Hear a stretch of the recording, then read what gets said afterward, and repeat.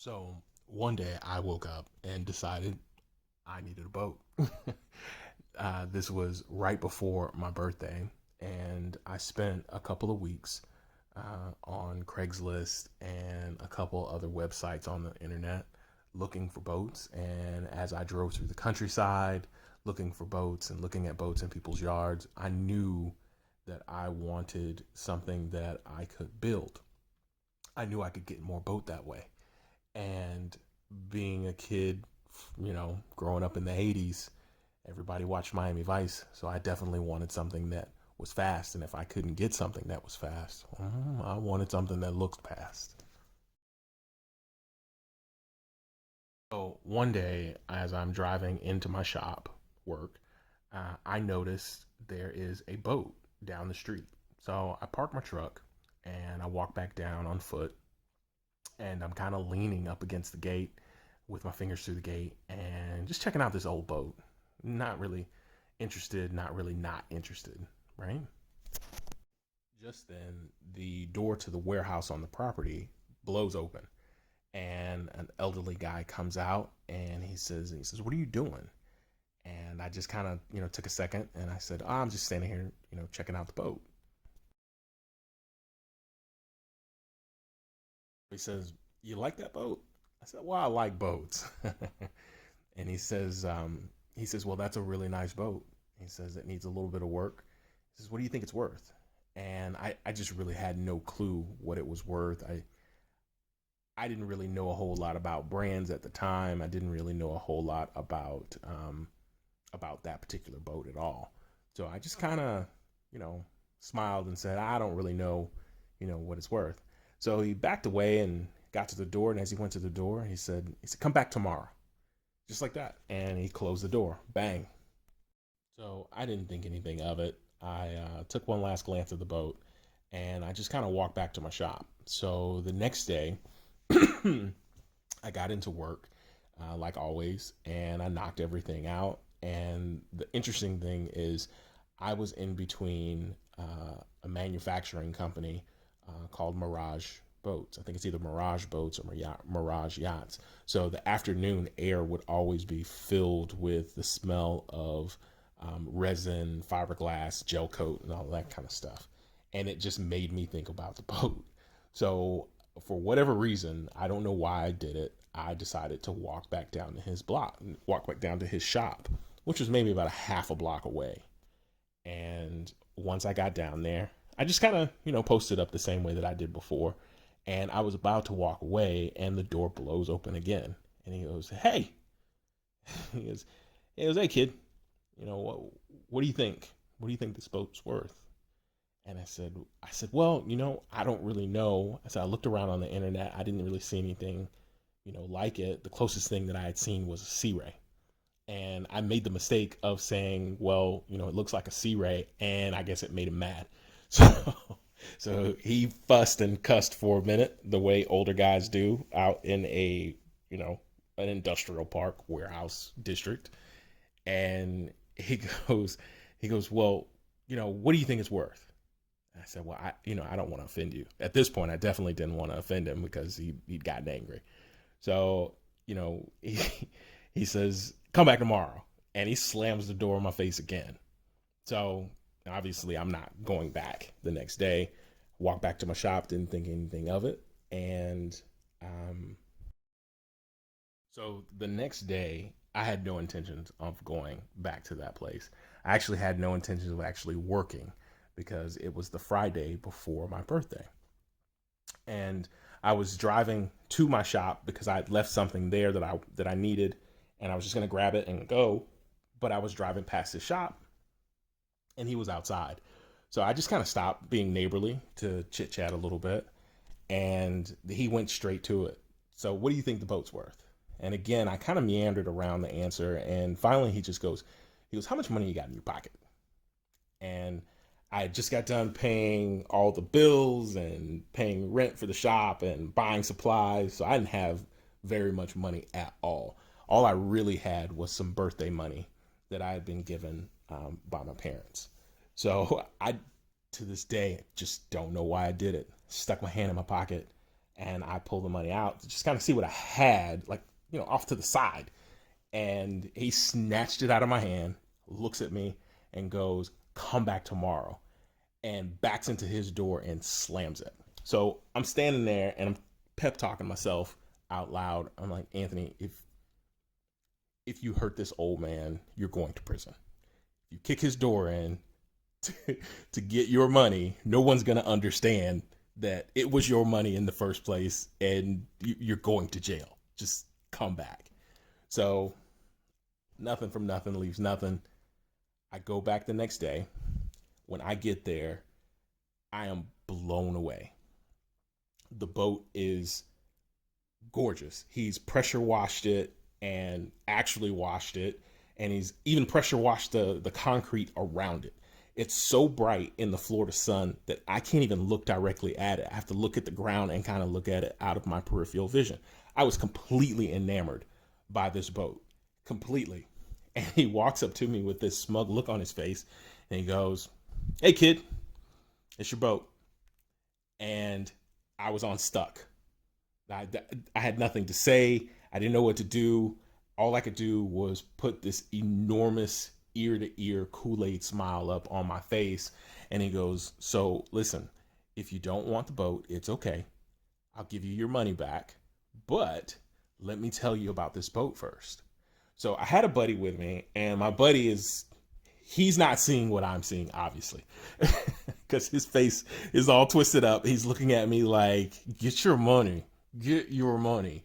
So we're walking around the boat, and this gentleman is explaining to me, all the things that need to be done to the boat, all the things that can be done to the boat, and the actual potential of the boat. The boat's dilapidated. The floor is rotted out. The one of the motors is missing. One of the outdrives is missing. One of the plates on the starboard engine is missing. The engine that's actually in the boat is, it's rusting and rotting out. The boat was a mess, right? My buddy looks at me. He says, "Can I talk to you for a second?" So we split, and I'm talking to my buddy, and he goes, "Tony, this boat's a POS. You need to get your money. Don't buy this boat. It's going to cost a ridiculous amount of money to get it fixed. It's going to take a really long time for anyone to fix it. Just don't." He's like, "Look, my family owns boats. Just don't do it." And I didn't hear any of that. I saw his mouth moving. I understood what he was trying to convey, but all I heard was Crockett and Tubbs talking to me. "Get the boat."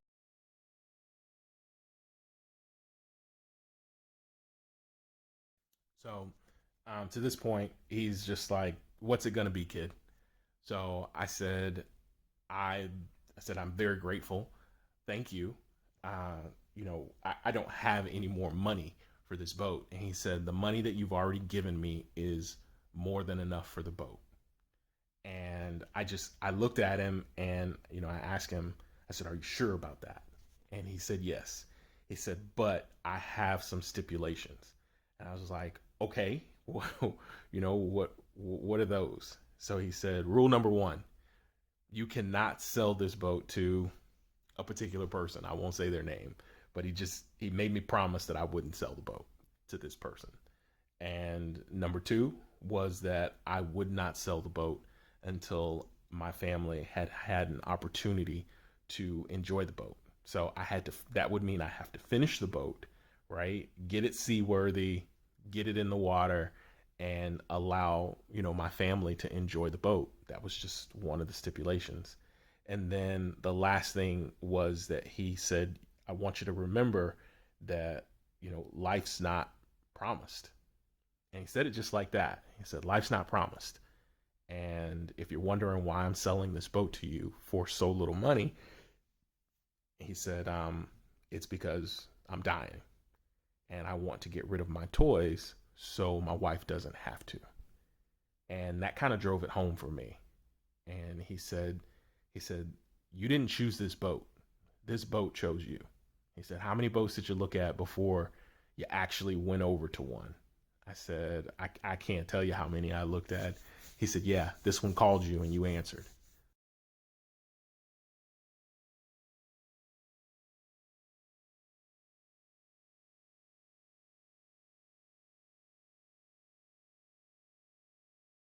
So he gave me some pointers on dealing with the trailer, and we shook hands. He helped me get the boat hitched up to my truck, and I told him thank you, and he said, "You're welcome, kid. Good luck." And he patted me on the shoulder, and I rolled out. Me and my buddy. So again, my buddy was like, "Tony, what are you thinking? Why would you spend, money on this boat? It's gonna cost so much money to get it, just so you can use it, let alone make it look nice." And I mean, he gave me an earful from my shop all the way over to the next. And I backed it down, got it into my space at my shop, in front of my shop, and got the bay doors closed, and kind of stepped back in the road to kind of admire my work. Taking my baby home for the first time, and looked down the road, and he was waving. And that was the last time I ever saw him. Sometime shortly after that, I found out that he had passed. So so that is how I got my first boat.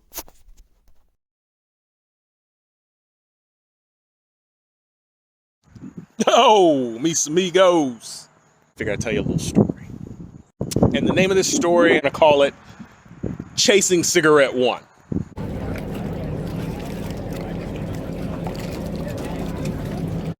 To this point, I've only seen 3 completed Formula 233s. My Formula 233, the one in the picture, and Cigarette One. I had been searching for this boat literally for years. And by chance, I posted a picture of my boat in a forum and was given an invite to come check out Cigarette One and potentially meet speedboat and marine race royalty. So I immediately cleared my schedule for the weekend so that I would be sure to have plenty of time and no interruptions to go see this boat. Okay, so I am getting ready to go to Tavares. There is a boat show there today, and they have Cigarette One there. I'll give you the history on that here in a little bit, but for now, see you in a minute.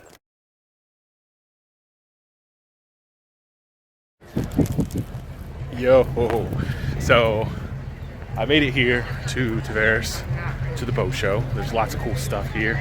I'm gonna try and track down Cigarette One, and I guess the sooner I track it down, the sooner I can start getting some footage.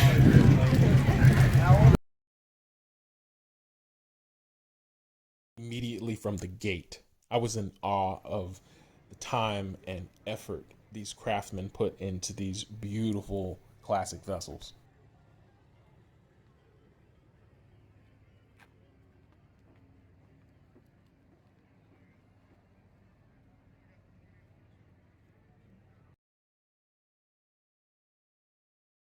With each vessel I passed, I was more aware of the passion that it takes to bring these vessels back to life.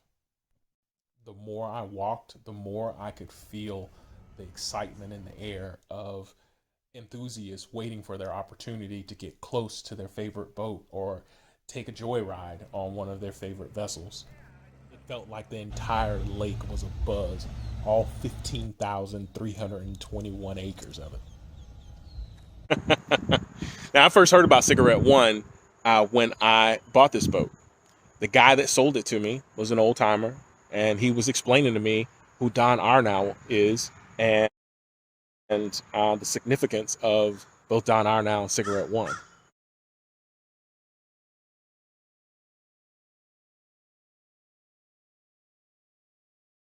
And there she was, Cigarette One in all her glory.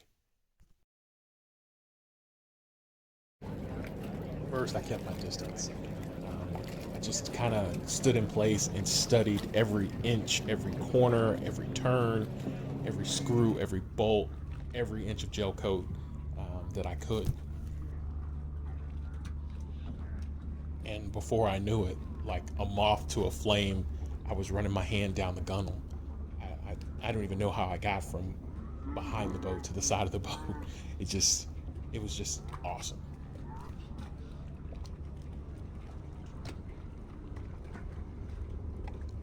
And that is when I met the current owners of Cigarette One.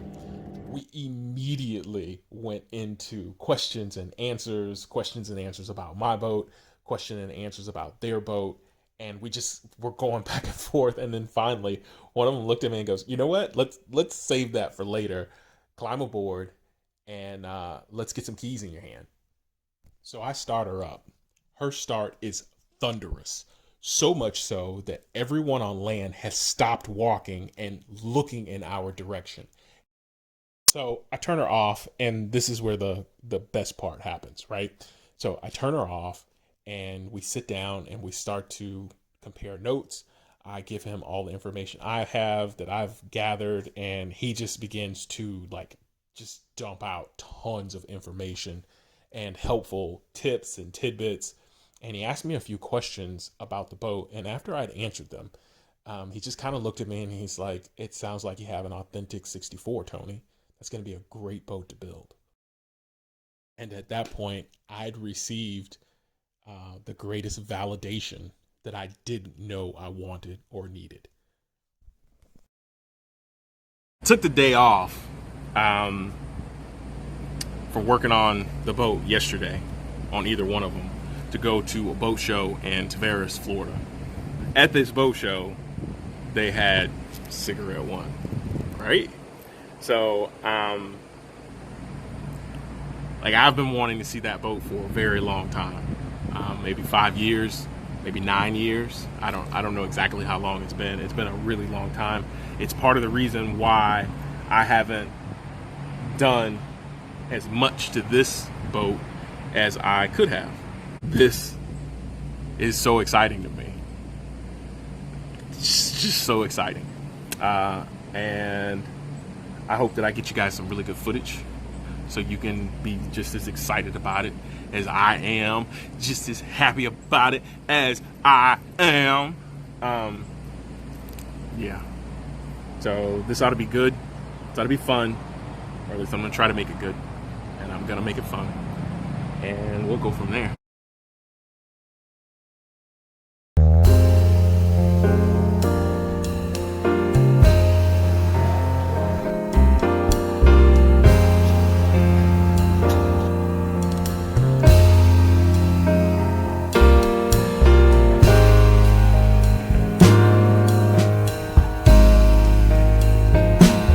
Let's talk boat shows.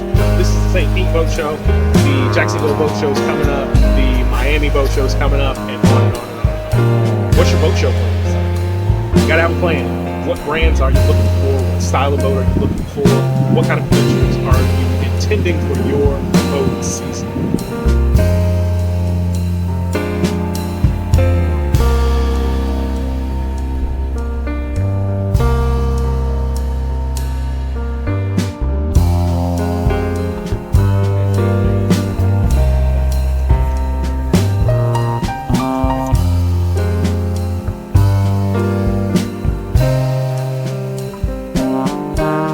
Most boat shows will allow you to download a map, or you can scan a map, and you will know where all of the brands are, and you will also know what brands are there.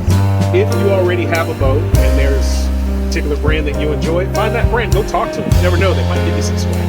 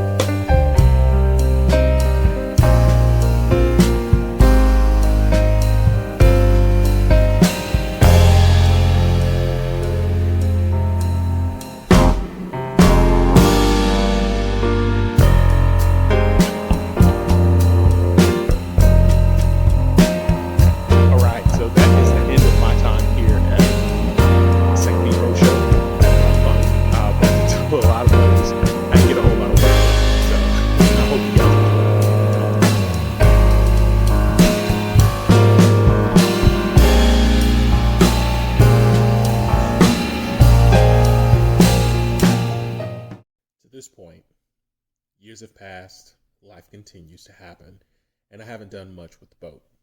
I spend most of my time researching and hunting Cigarette One. Then one day, I find this article about Don Arnow. I become completely immersed in learning everything I can about both man and machine. I learn about his right-hand man, Brownie, his wins, his losses, his companies, as well as his demise. I begin to hear the call of all things speed and racing. But it falls on deaf ears. I have no intention of racing. The call of adventure has me mind, body, and soul. That is my focus, that is my intention, and that is my mission. The first thing of value I've learned about boat building is first you make it float. This hull is sound. There are 2 through hulls below the waterline, 2 forward and 2 aft. The forward through hulls are for the head. The aft through hulls were for the engine cooling system. The power package that I'm swapping won't need those, so I will simply cap the 2 that are aft, and the 2 that are forward are for the head. I will service what works and restore the rest to original function.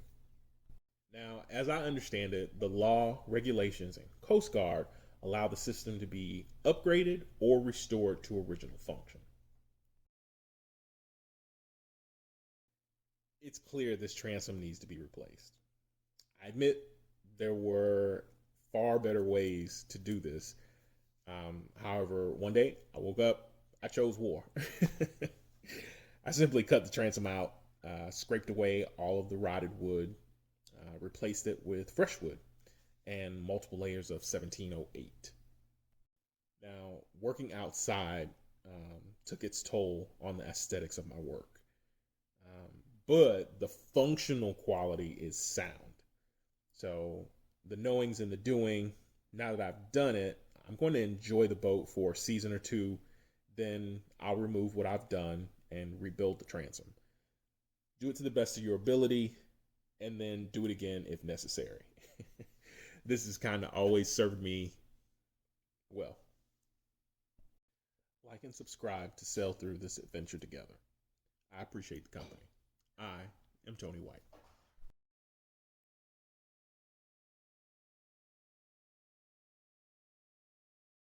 Okay, so the next step is to make the boat float.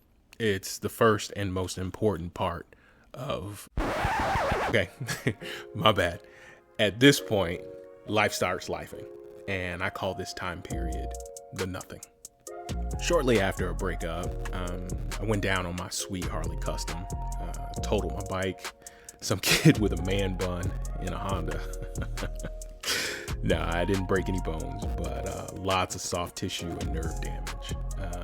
A year to the date, a tired old lady totaled my jacked up badass 4x4 Hemi with me in it. It was bad this time. Fractured leg, 5 ribs, neck, back. I'm hurt. Oh, my neck, my back, my neck and my back. Oh. All of that with full-on COVID sprinkled on top. It would be another full year before I could do any real boat work. The clouds break and the light begins to shine in. Needless to say, I need to see some real progress. So I had an idea. I'll wrap the boat. It'll be easy. It'll be fast. It'll look nice, right? Nah, that's not what happened at all. But I did get a great deal on custom color gel coat. And somehow, some way, I got sucked into gel coating this boat. Yeah, boy! What's poppin'?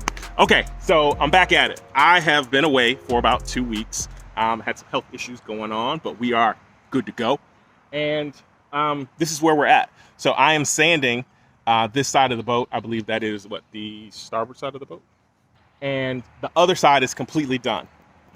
From the water line to the rub rail. That is all I'm concerned with, okay? I'm going to get that sanded down. I've been doing this a little bit at a time for a reason. It is September. We are dwindling down the last couple of days of summer here in Florida.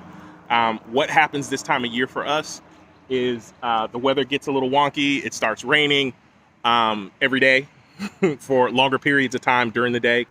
More importantly, the temperature is going to drop. I was going to wrap the boat. I'm not going to wrap the boat now. I'm going to gel coat the boat. Don't ask me why. I know all of the reasons not to do it, and for some strange reason, I bought the material to do it anyway. I don't know. But that being said, that's where it's at. So what needs to happen after that? We got a like I got a mouse in my pocket. You're with me. Ha! You're with me. Okay, so these are just dark marks, right? But that is an actual pinhole, a little bit bigger than a pin. There's another one there, and there's lots of them there. No matter how little I intend to do about these pinholes, the surface of the hull still has to be sanded. So I got a new product to try, flexible glaze, right? So it is a auto product, but I was assured that it will work in a marine application. I trust my crew that I buy all my products from. The pitting that I showed you before, I just couldn't let it sit.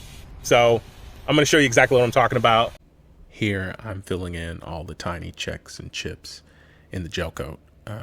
This is the prep work that determines the quality of your final product. I was watching Tula's Endless Summer on YouTube, and the young lady said something while working on their motor yacht. She said, we're not trying to make it perfect. Our goal is to just make it better. That's a wise goal. You'll hear it time and time again. You can almost never get the finish back to fresh out of the mold perfection. But still, here's me trying to get as close as I can.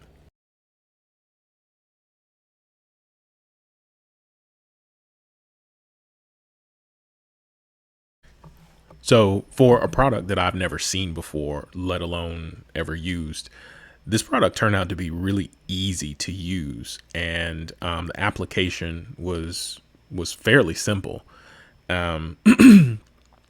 I will try just about anything, and I have tried just about anything on this boat. Some of it is so horrific, I'd never say it to you in video, but I'll tell you all about it in person one day. But that being said, the product worked really well, and it was pretty easy to get going. But I did kind of forget to check a few things that caused me to panic a little bit as I was getting ready to leave. But I just figured I'll figure it out tomorrow. All right, so that's about as far as I'm going to take this today. It's a little later than I would like to be out here. One day I'll tell you why I don't stay out here late, because there's a whole lot of that. But so as I was pulling up, I had a terrible thought. Oh, thank goodness. Terrible thought that I had as I pulled up. I couldn't remember if this gel coat putty that I used had wax in it or not, and it looks like it did. Not all gel coats of any sort have wax in them. If they don't have wax in them, they are never going to dry unless you put something over it that causes the air to not be there. So, okay, I feel better about that. So the next step now is going to be to sand this down real good. There's some more checks. I'll debate on whether I'm going to fill those checks or not. Like I said, the end game for this entire project is for me to use the boat for a couple of seasons, and then after that, I'll pull it out of the water and let them strip it down and re-gel coat it. So that's where we're at. Let's get to it.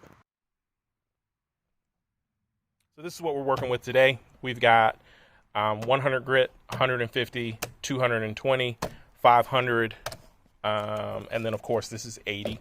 That's 80. I've got my small sanding block, my big sanding block, and some Scotch-Brite pads, my brush, and then some materials that I might need.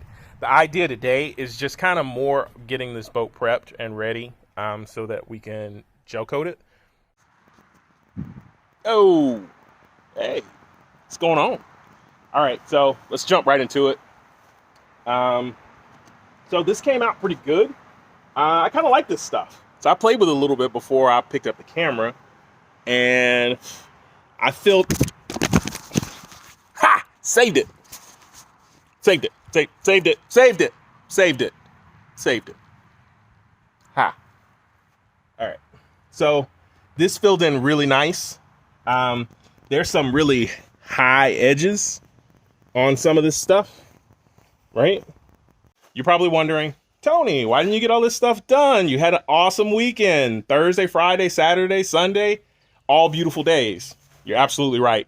I had some things going on. I took some mental health days. I took some health days. And sometimes that's just the way you got to do it. So I have been accused in the past of being too good to myself. How you could be too good to Tony White, I don't know. I don't believe it's possible. But to each his own. So I took a little time. It cost me a little time. But I'm very pleased with what's happening here. And we're going to see what's happening here, right? Okay, so this is coming along nicely, but there's no sense in you watching me sand, right? But check this out. So the materials we're going to be using today for gel coat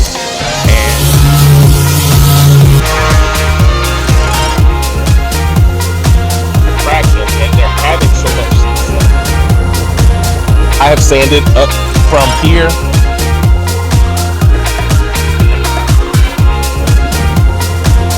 I am going to gel coat the boat originally.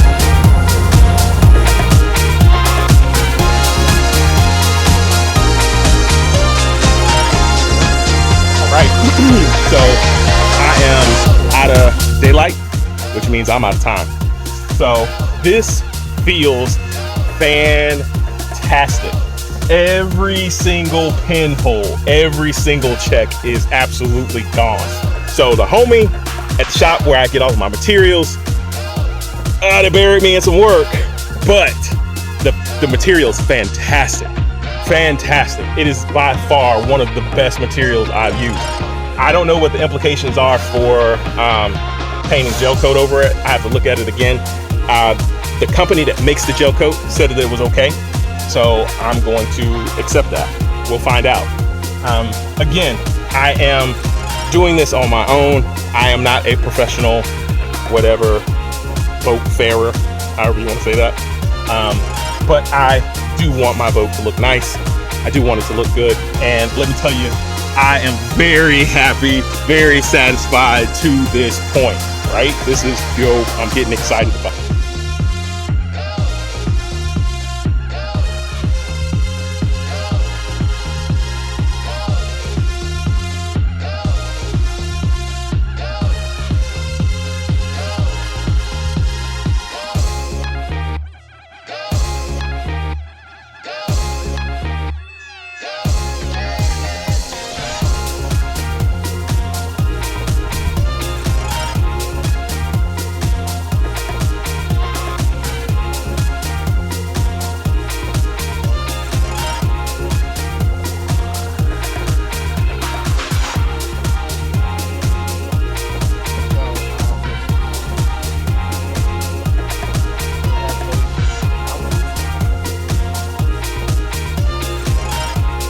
That looks terrible.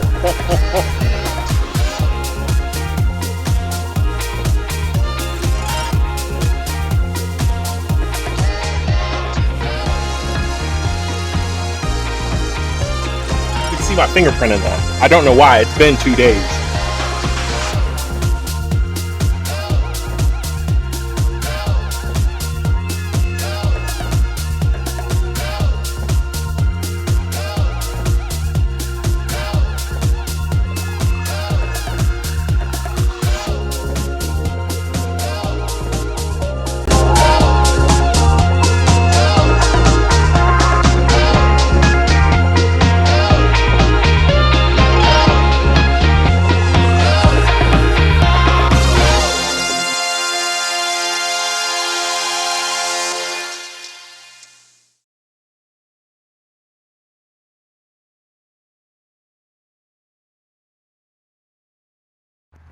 Okay, so I want to share something with you real quick. So this is the type of roller that is suggested that you use, right? So this is it's all in Spanish. This is the granite grip, okay? And hold on a second. Hola, mis amigos. So it is late in the day. I got stuck behind a computer today, but I'm here to check out the, oh wow. I'm here to check out the gel coat. Man, this looks good. Oh man. Wow. This came out so good. Oh my goodness.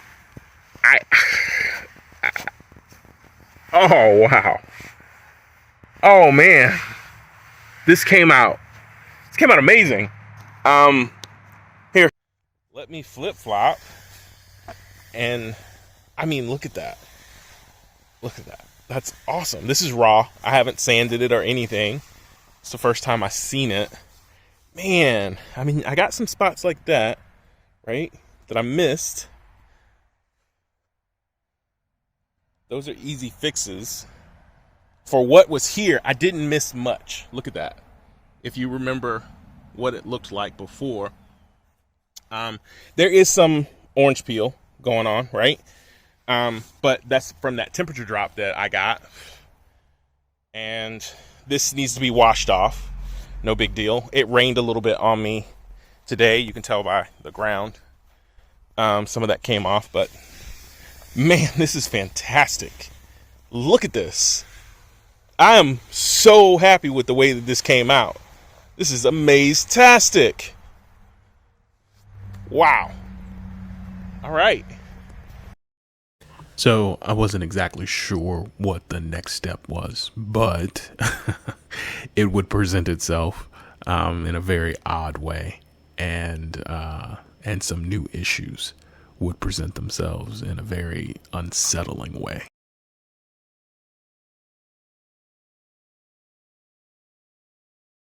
Is on to the next thing.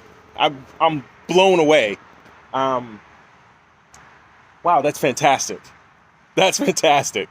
That is, I didn't really know what to expect, but that is fantastic. I just don't have any more words for it. It's fantastic. I'm not sure what to do next.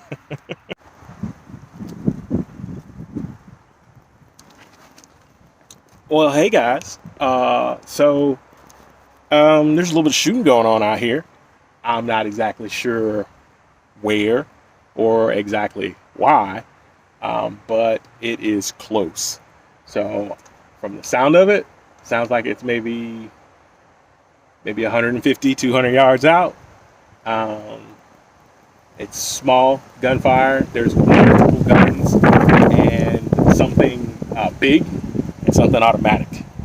So I don't still like this. I came back to find a note taped to my boat. I absolutely hate it when people do that. But in the next video, I will explain how that note led to this raggedy boat being on my trailer.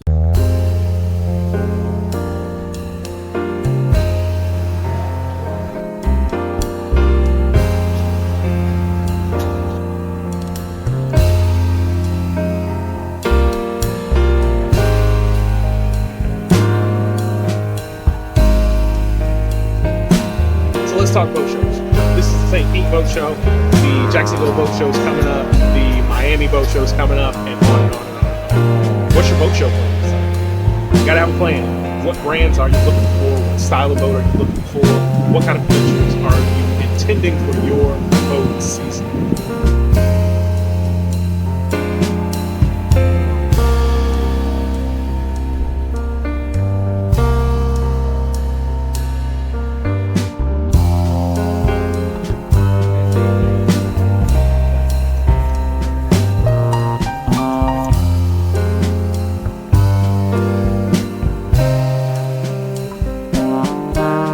Most boat shows will allow you to download a map, or you can scan a map, and you will know where all of the brands are, and you will also know what brands are there.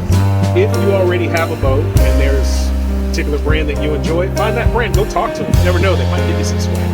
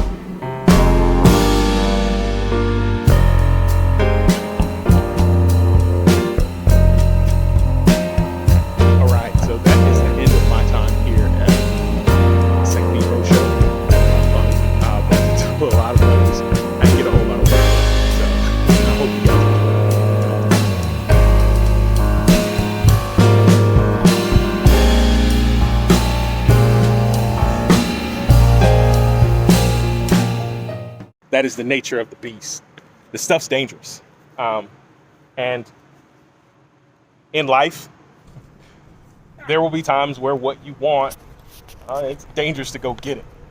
And I don't want anyone that sees me doing the stuff that I do to think that there's no danger because of precautions that I've taken or because of some bravado I've thrown out. All of this stuff is dangerous. And I could lose my life doing what I'm doing right now. Damn. All right, so the theme for today's episode is don't die. I started the day out eating a jalapeno cheeseburger from a gas station. I'm currently trying to knife fight its way out of my stomach. We need to take the boat stands off of that boat, put them under this boat. And get this boat raised up and off of the trailer so that I can get under it. The issue is,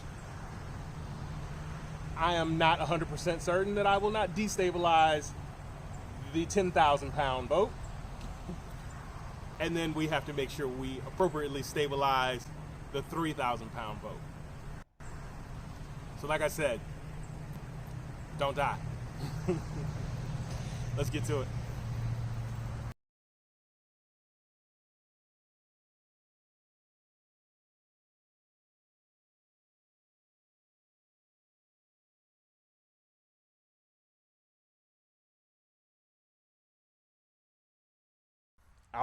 I'll start with a jack here, right?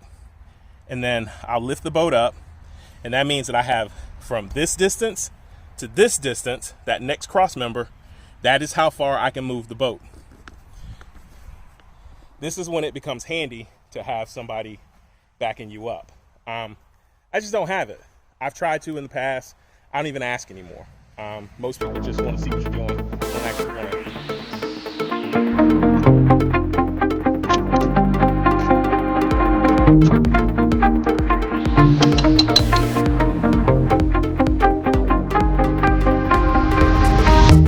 You shot it out, but I can't hear a word you say. I'm talking loud, not saying much. I'm criticized.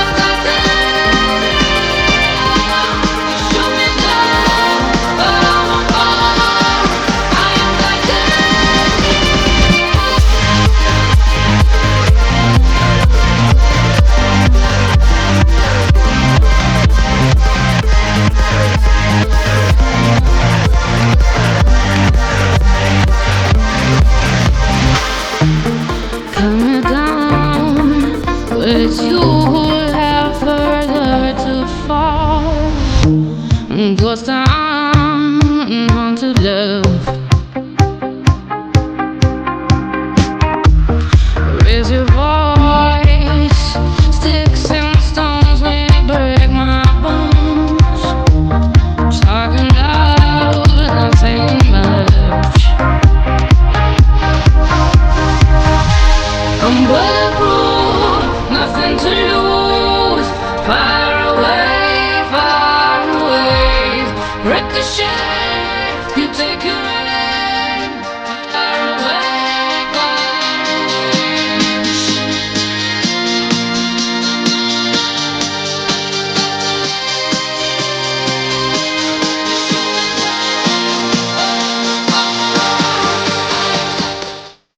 When you're doing something like this, it's really important to understand clearance and understand the space around you and what you have to work with. There is about 4.5 inches, maybe 5 inches of clearance from Machine gun, firing at the ones who run. Stone heart, those bulletproof glass. Shoot me down, but I won't fall. I am the dead. So all of these are held up by U-boats, right? Rusty U-boats. If this vessel was to fall, all 3,500, 4,000 pounds of it, right? If it were to fall, it could potentially push this whole member down because it is pretty much half the length of the boat. Well, what happens with this?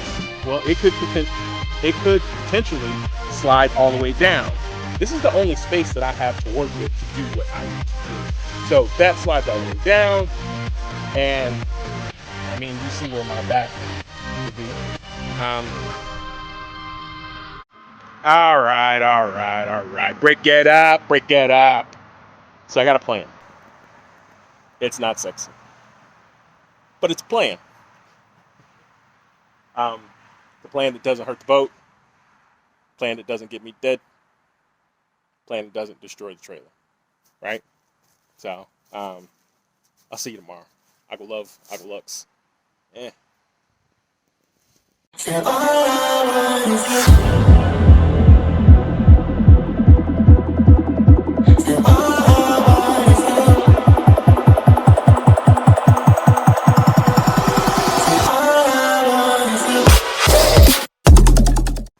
Agua life.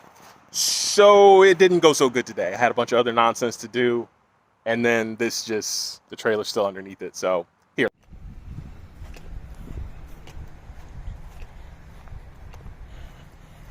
We got the blocks in the middle. We're gonna put a set of blocks on this side, just like this. We're gonna put another set of blocks on this side, right? That's gonna stabilize the boat. I'm gonna lift the boat in the front by the keel, and then I'm going to place the boat stands further forward. And then as I move this trailer forward, I'll put the boat stands where they need to be. So, I got everything together. Now we can get started. I know you're probably thinking, so Tony, you look a little squeamish grabbing those bricks. Well, I live in Florida. Everything in Florida wants to either eat you, kill you, or put you on child support. That's just the way it goes. I say it a lot, so you'll hear it a lot, and it's true. You can't really see anything in there. There's a lot of dirt in the bottom that's stuck with spider webs. There's probably black widows in there or some sort of black widow-ish type spider. Just can't get away from it. I'm backed up against some woods. Just gotta deal with it. So that's how I do it.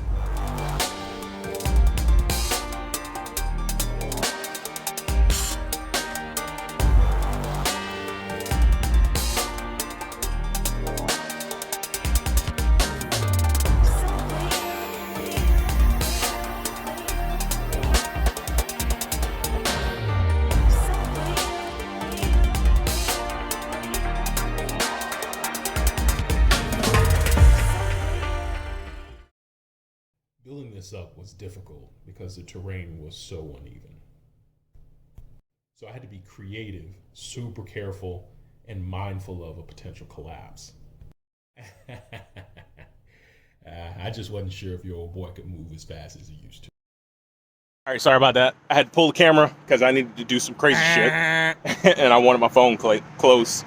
And I wanted my phone close just in case I needed it. As you can see, I am running out of daylight, but one more move and I should be able to secure this thing for the night and come back and we can get to work. Okay, so I was feathering this thing out and then all of a sudden I gotta stop. But it tapped that cross member. I got lucky. Nothing got knocked down, nothing's loose. So I'm gonna walk around, double check everything, and then I'm gonna start moving these boat stands where I want them at. Let me show you something. I don't know how much of this you're gonna be able to see because it's dark, but I'm gonna move the boat stand from there to right here. Where I want it to be was between that corner and this crease, because that's around about just a little bit more than the middle of the boat, right? So I should be able to get that thing right about right here. That's perfecto. So let's get it. Hi. Let's get to it.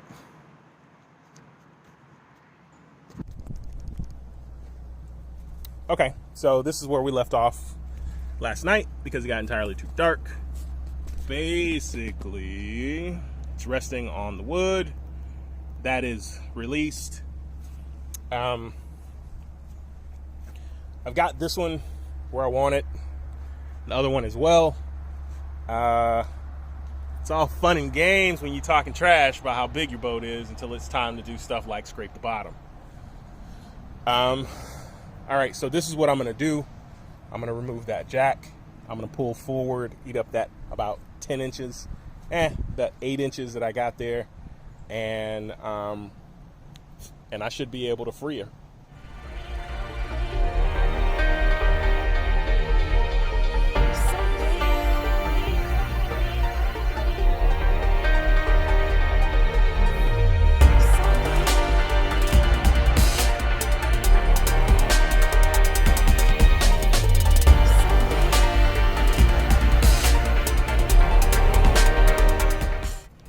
Okay, this is the really dangerous part because, right?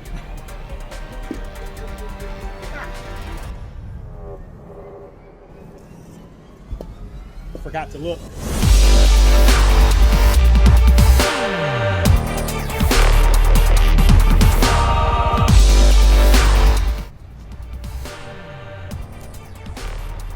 Still short.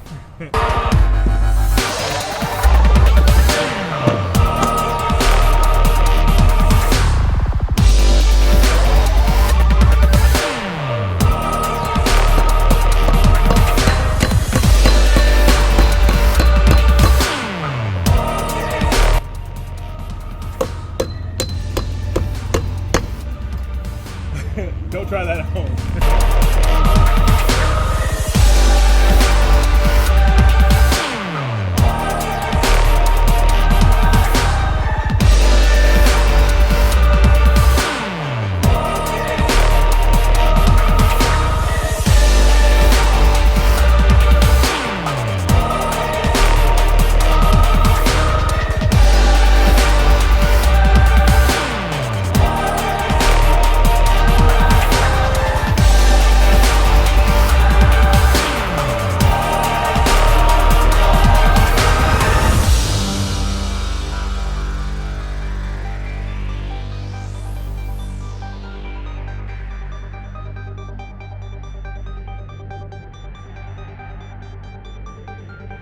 All right. So it is finally free. So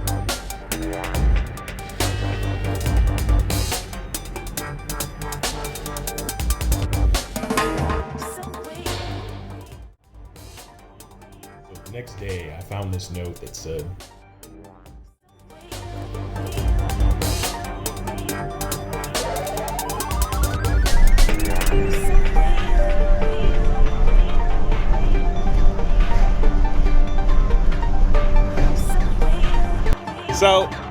So listen, when you do something dumb, it doesn't always feel dumb right off. But slowly but surely, it sets in. It sets in. Hola, mis amigos. I'm yacht broker Yachtsman Tony White, and They weren't hunting. It was a shootout. So this week's task was pretty simple. Just strip the boat down, get all of the electronic components off, get all the gauges out, get all the wiring out, all of the hardware, anything that was useful, get that stripped out of the boat. What I'm going to do is I'm going to figure out how wide this is. Aside from that, I needed to make some space in the unit for the motor, for the outdrive, and for all of the other components that I would be removing. This in itself was a pretty simple task, and I cleaned this small space here, and I cleared a space to get to there. I put a handful of things away. You can't really tell because there's so much that needs to be done in this joint. Space that I need for the engine. I got the space that I need for the outdrive.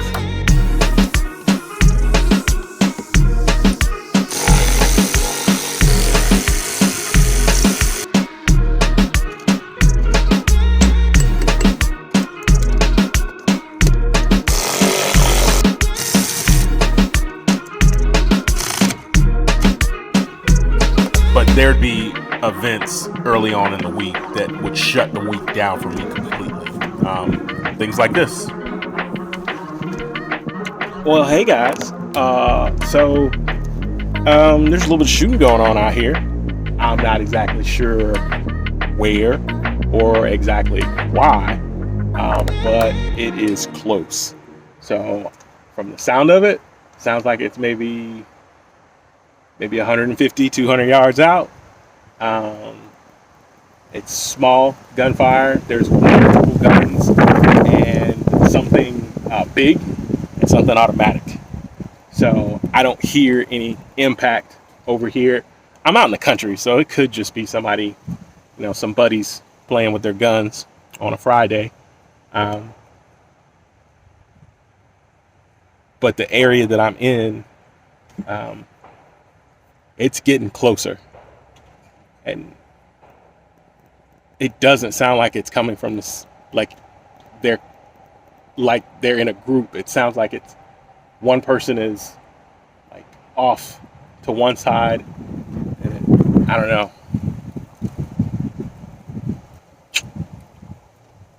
Yeah. The area that I'm in, it's not so bad, but they've been having their problems. And well, there was a couple bodies found not far from where I'm at. Not very far at all. So we don't want no static. That sounds like it's eased up. I don't mind the pistol stuff, but that fully auto, nah, can't go for that. Sounds like it's eased up. Maybe I'll post this, maybe I won't. We'll see.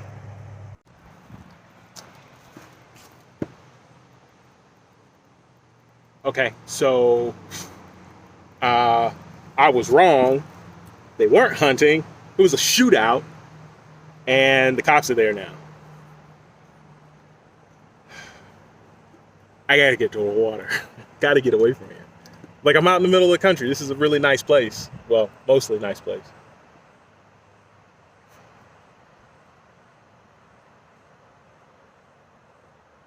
I'm gonna go topside, see if I can see more. I didn't bring my drone today. Better yet, cops are here. I'm gonna walk out to the road. This place is off the chain. There's a lot going on out here. I didn't know that. Not that it would have mattered. I just got to move as fast as I can to get my boats done so that I can get out of here. That was a lot of shooting. It was a lot of shooting. It was easily 100, 200 rounds. But what a lot of people don't know about rural areas in Florida is a lot of times it's one sheriff per 100 square miles. sometimes one sheriff up to 150 to 200 square miles. That takes a long time. The shooting started at 2:40. It is 3:15, 3:10. That's how long it took for the police to get here. 30 minutes. So in a lot of cases, they're not coming to save you. They're coming to clean up, tell the story. I got no time for it. So I'll be double time, get my boats done, get out of here. This is a sweet situation out here, like price wise, but other than that, it's not worth it. So I'm at it. I'll have to take, a little more precaution than normal. Go back to doing it the way I was doing it before. Just keep shotgun in the truck. Just the way it is. So back to it.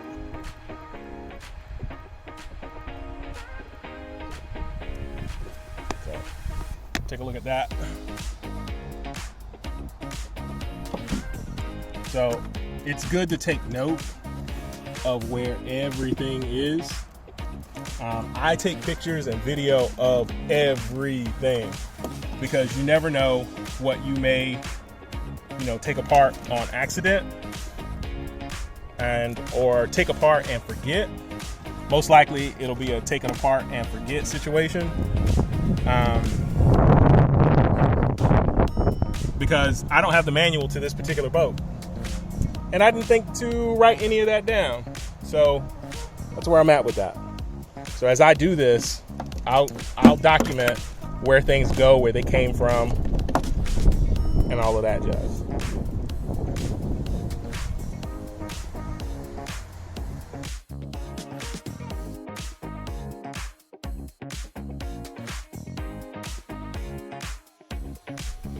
So, like I said, this week got shut down early. Someone took a shot at my truck with a shotgun with me in it. But never mind that. This boat build is getting good. We're almost there. We're so close. So hit the subscribe button and be sure to catch the next one. Agua Love, Agua Lux, Yacht Broker Yachtsman Tony White, Agua Life.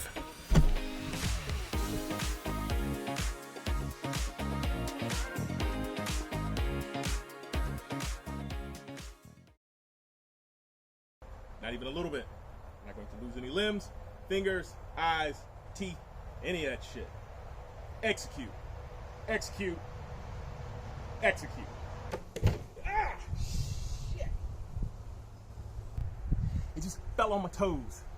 Fell over on all my toes. I don't think they're broken. Fell on my toes. Oh, hey there, my yachties. So as you can see, I've done a thing. Bad thing. Ugh. Right? Check this out. So this is me driving out in the middle of nowhere with a guy I kind of know that left a note on the boat saying he had the motors that I needed. Okay. So this kind of fell in my lap. I came in and a note saying, Tony, I got a motor for you.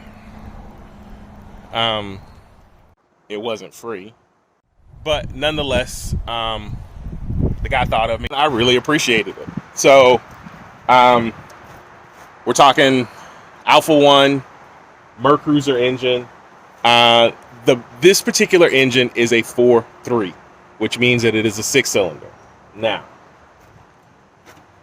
that being said, what I really wanted to put in the 233 straight out of the box was 454, but I'm tired of waiting, and that motor's here now. I pulled AQ 125s out of here, which would have been a total of about 250 horsepower. And then I bought some AQ 175s, which would have put me at 300 horsepower, but the weight, it would have been so heavy, man. It could have handled it, no problem. But I'll be able to get more speed out of this motor simply because it's just one motor. Those other motors, whereas they're 4 cylinders and it seems like they wouldn't weigh a lot, they still weigh about 800-900 pounds. and then some. So that's where we're at. That's what we're working on.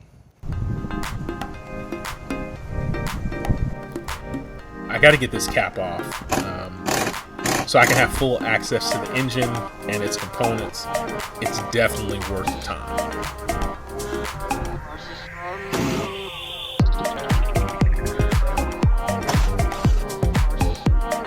And the schnozberries will taste like schnozberries. I don't mind taking my time getting this stainless steel out of here. Stainless steel is ridiculously high right now.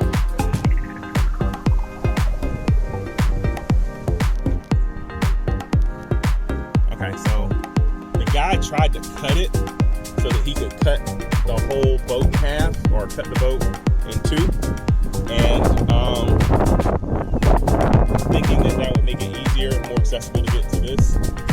I don't know if it was or it wasn't, but it did actually will come out kind of good, because this is the cap, right? So you got a screw right there. This is the top portion, and this is the bottom portion. There's probably some glue in there, and then you have rivets. So I'll have to take all of these out, right, all the way down, and then remove the rivets, and then I should be good to go. Okay, I got all the screws, I got all the rivets. Now I just need to grab my engine hoist, which just so happens to be on the 3100. Obviously, I shouldn't be climbing onto this boat. You could probably see that what I'm doing is definitely causing me a lot of pain. But I will not be denied, baby. I will not be denied.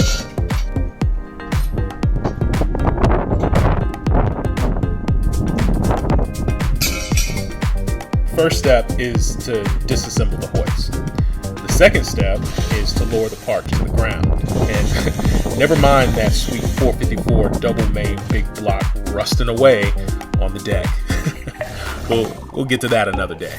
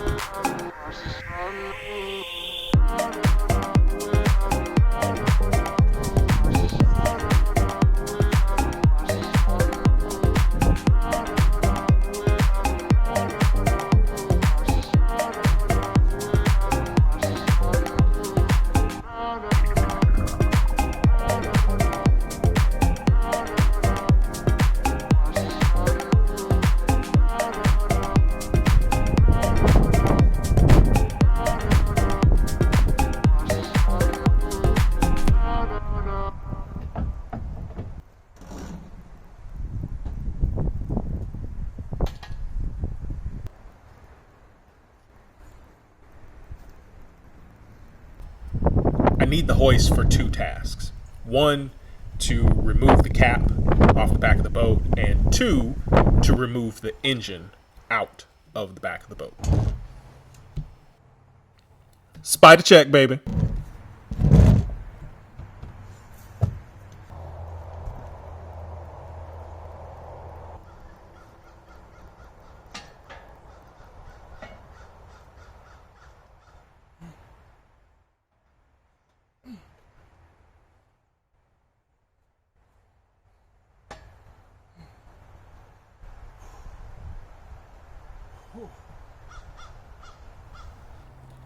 I'm definitely getting better, but I'm nowhere near 100%, and it can be a little hard to breathe sometimes. So I take breaks often. I didn't take long at all. Nice.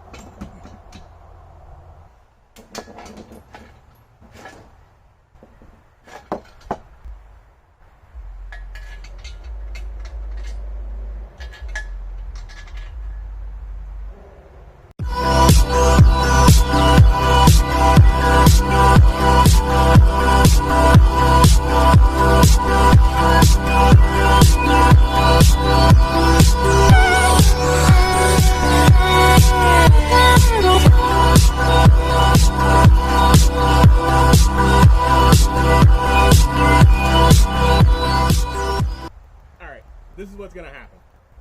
I'm going to hook this chain to this hoist, lift this boat, move it over, pull it back. That is what I intend to do. That is what is going to happen. I'm not going to die, not even a little bit. I'm not going to lose any limbs, fingers, eyes, teeth, any of that shit. Execute, execute, execute.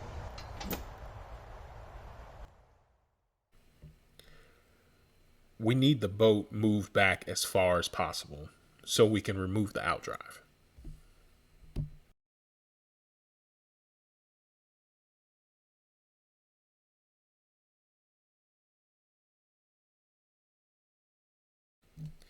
These bolts came out relatively easily. Didn't give me any real issues.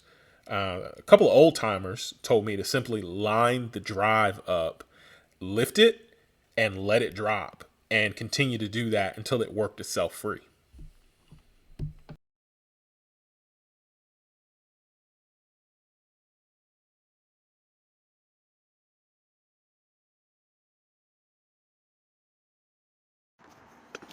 Whoa! Mission accomplished. Oh my gosh, I am gassed. Yowzers, it's time for a water break.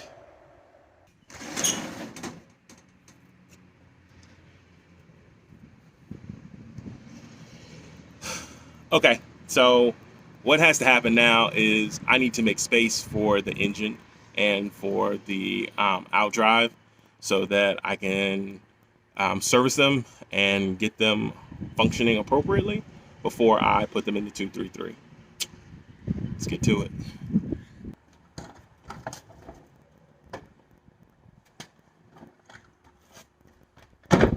Okay, so this is what we're working with. What I'm going to do is I'm going to figure out how. Look at that. It worked. I wasn't sure there for a minute. I mean, I was sure, but I wasn't really sure. You know what I mean? That's awesome.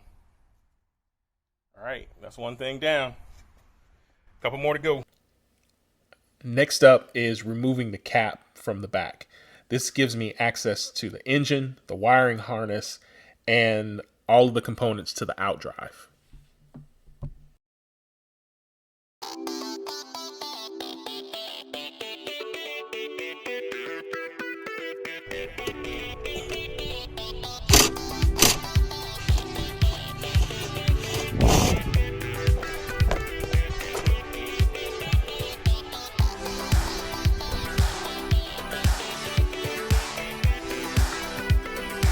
All right, so now that should be ready to come off.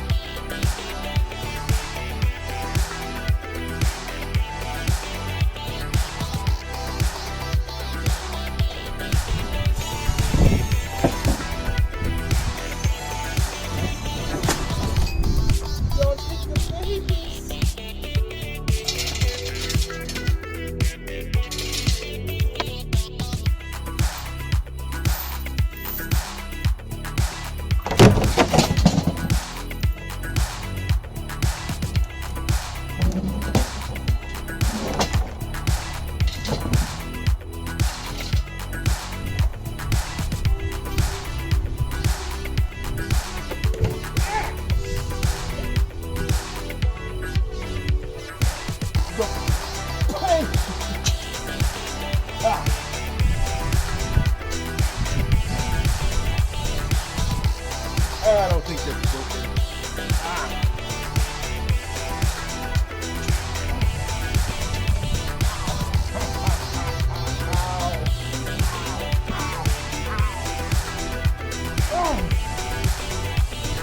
It just fell on my toes. Fell on my toes.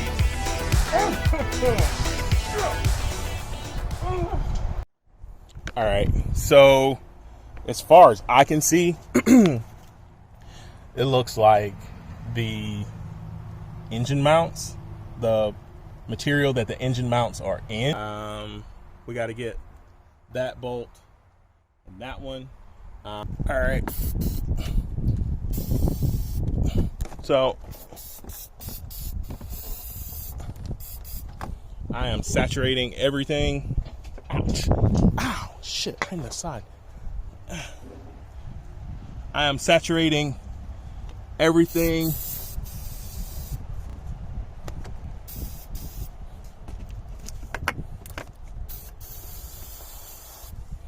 that I might have to take off with oil. This motor doesn't look that bad, right?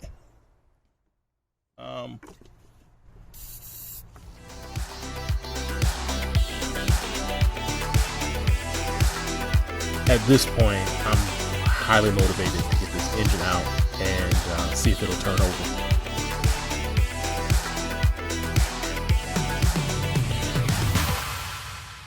The sooner I can get the engine and the outdrive serviced, the sooner I can start the install process.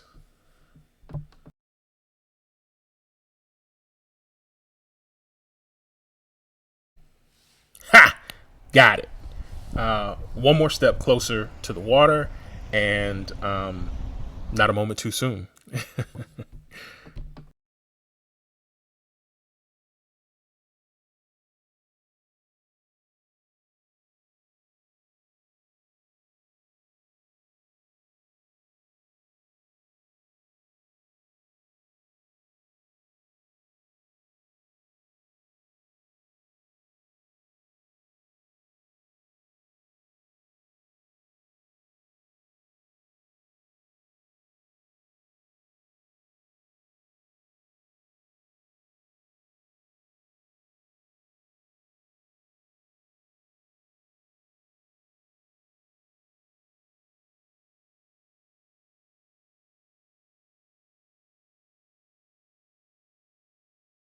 Hey fellas, when you checking the oil in your boat, how much water are you supposed to get out of it? I only got about 48 ounces out of this thing. I'm asking for a friend. I am yacht broker Yachtsman Tony White, and I'll see you next time. Aqua love, aqua lux, aqua life.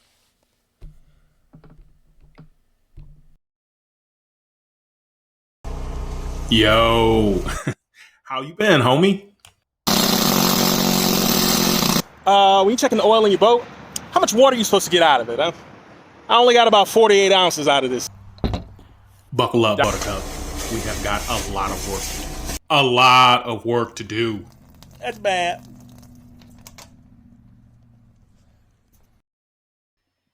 To this point, I've been able to come work on the boats whenever I needed to. 1 day, 3 days, 4 days, 7 days. But that's all changed. Okay, so the first thing I got to do is we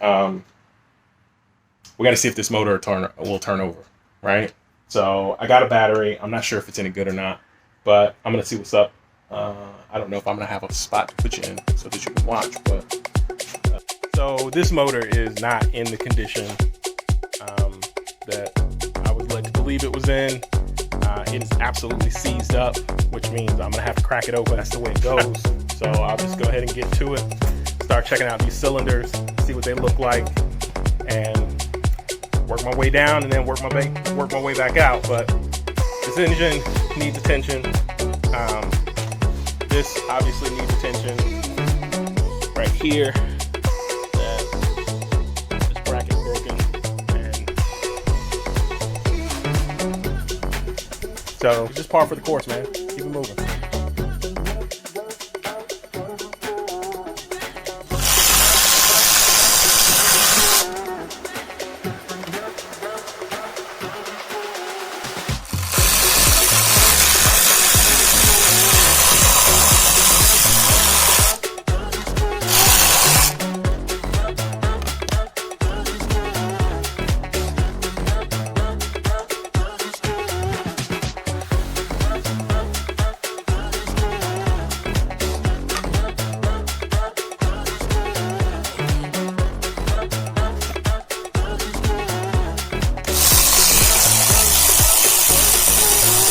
So at this point, it's clear I have to go deeper into this engine to check the state of it. It's definitely not in the shape I was told it was in. I'm just hoping that it's not as bad as my mind is telling me it's gonna be. That's probably not good.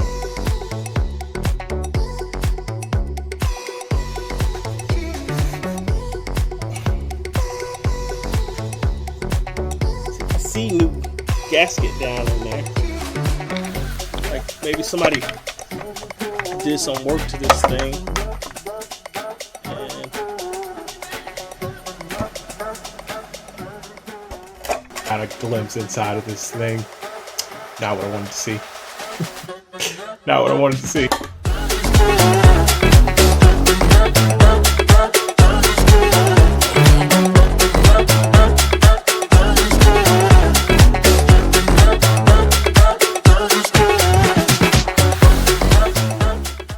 so that literally fell out. This engine block is broken.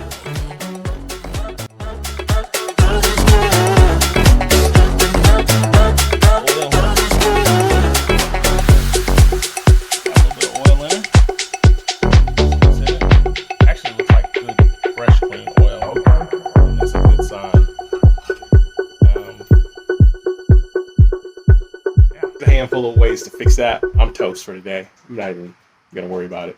I'm gonna try and get out of here before the rain starts. Leave this place in a manner that will allow me to just come in and. So one of the things that them old boys that taught me how to turn a wrench taught me was transmission fluid will most likely loosen up any engine that is seized up, unless there's some other problems.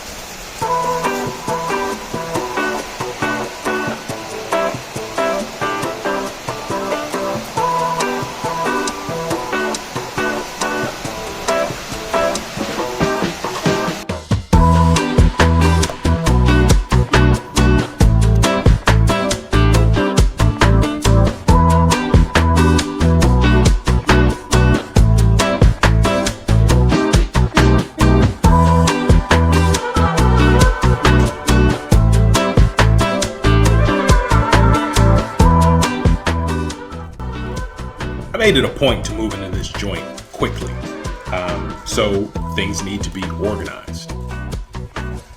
Two things are going to happen today. One, I'm going to start organizing and cleaning up. And two, we're going to make some progress with this motor if possible.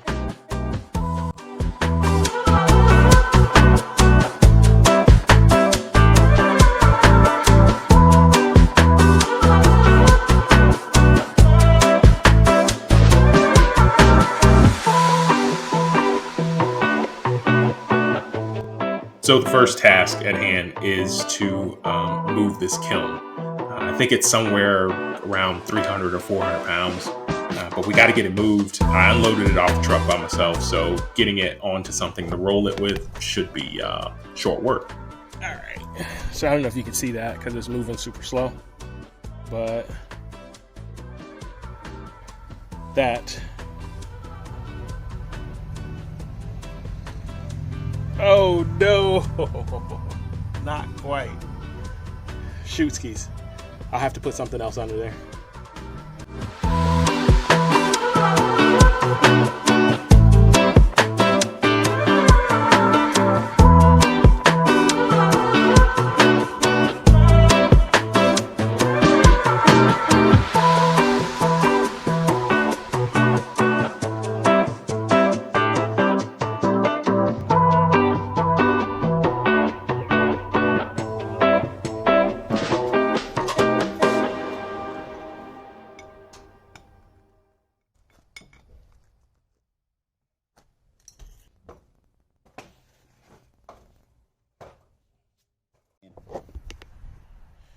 All right, so I got that moved. I got it lowered and moved. And I'm just throwing everything back in here now because I am out of time. But look how much space that freed up. I got plenty of space to work now. I can move a lot faster. Oh, it is hot. It is very Florida today. All right, so check this motor out. I have done everything I can think of to keep from cracking this thing open. I thought maybe the power steering was keeping it from turning over. I thought maybe this water pump might have been keeping it from turning over, which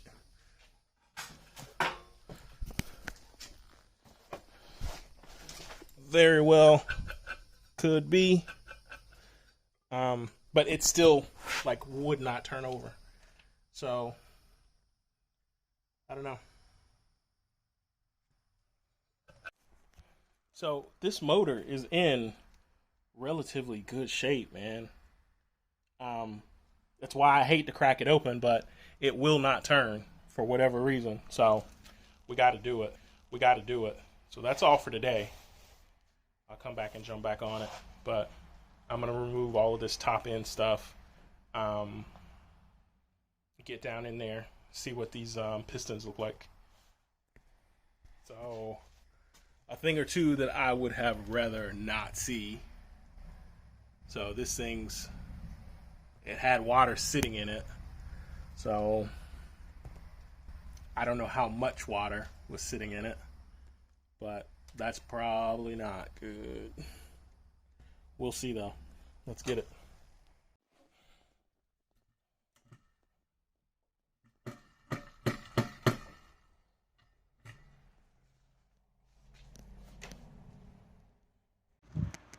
I would really have preferred not to have had to crack this thing open.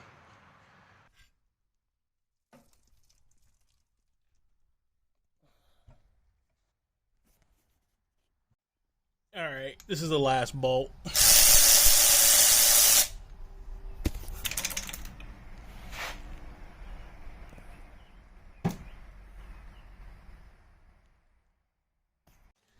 There's a handful of things you don't want to see.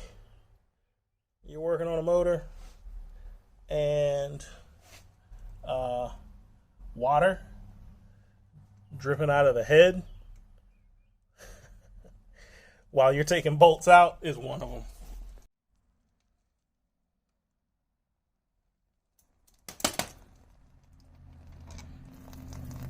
That's bad.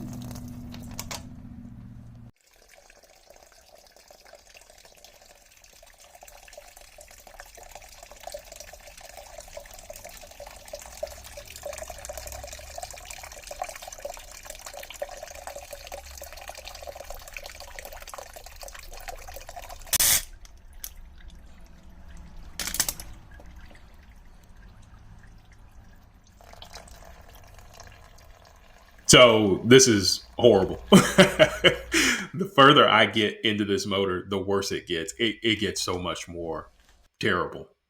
Yeah? How about this one? Yeah?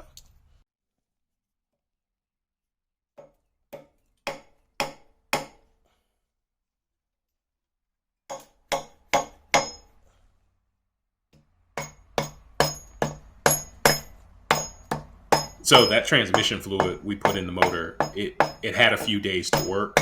I went down for a couple of days after I moved that kiln by myself. A week to be exact, like 7 whole days.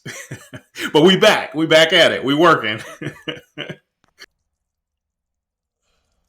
Like a crime scene in this thing.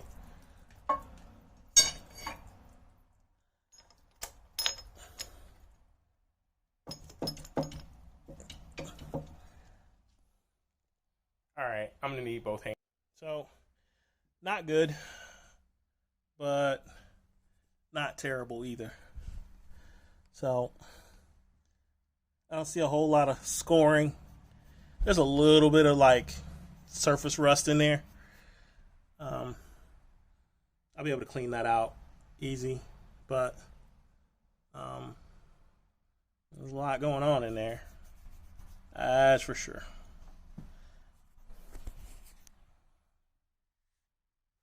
Let's see what's underneath this thing.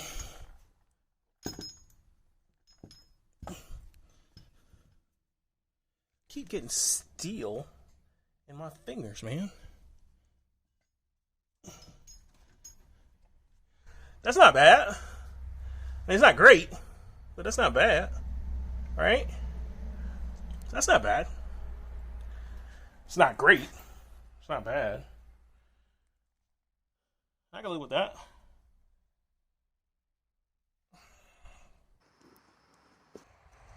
Yo, what's poppin'? So today, is a little more of the same. I forgot to check those. You want to go sticking your hands in blocks in Florida, in anything in Florida. I know I keep saying it over and over again, but it's just the nature of life in a place where everything wants to either eat you, kill you, or put you on child support. And some work has to happen, clean that out. The issue with that is that needs to be dried out really, really well. So I'm just gonna get a heat gun and run it. It's about 80 degrees today. It's a cool 80 degrees today, but it's nevertheless about 8 degrees today.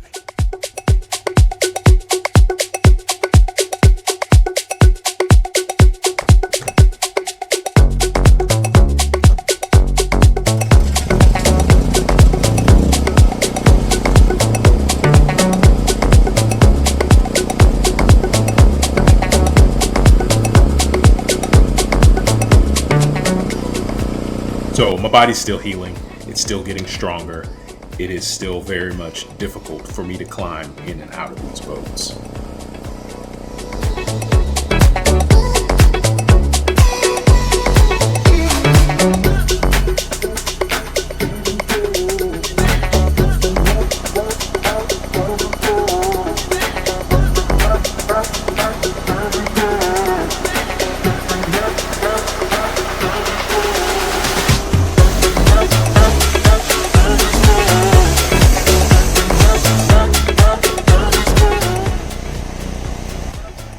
The heat also makes it difficult for me to breathe.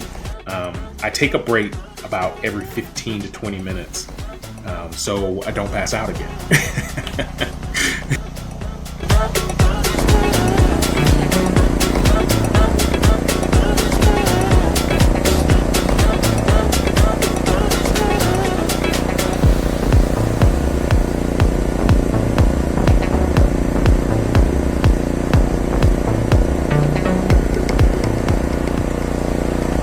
Anytime you're in a situation where you might fall and or have to bail on your original idea, facing forward is probably the best bet.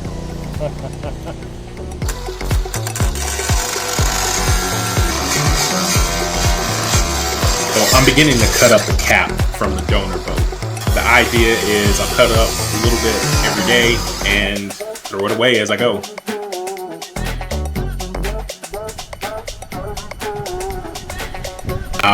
I'm beginning to feel like I might have got hosed on this deal.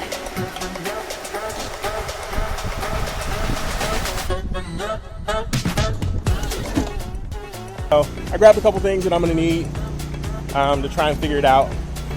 I will I'll give you a more in-depth explanation of that here in a minute. I'm going to let that run for a little bit. Try and kind of cook that, cook the transom and everything else that might have got saturated. There are some spots where it is possible for a little water intrusion. So it is what it is. Moving on. Okay, so it's the end of the day for me. I was getting ready to try and do one or two more things and realized that fuel was pouring out of this thing. I already closed the valve. That sucks. Hopefully it's something that can be fixed. I know there's a lot of plastics and stuff like that in there. That sucks. I was making some progress. That sucks. I got things that I can do that don't require a generator. But I'm gonna need that thing. Damn. All right, guys. See you tomorrow. Oh, Mikey, he likes it.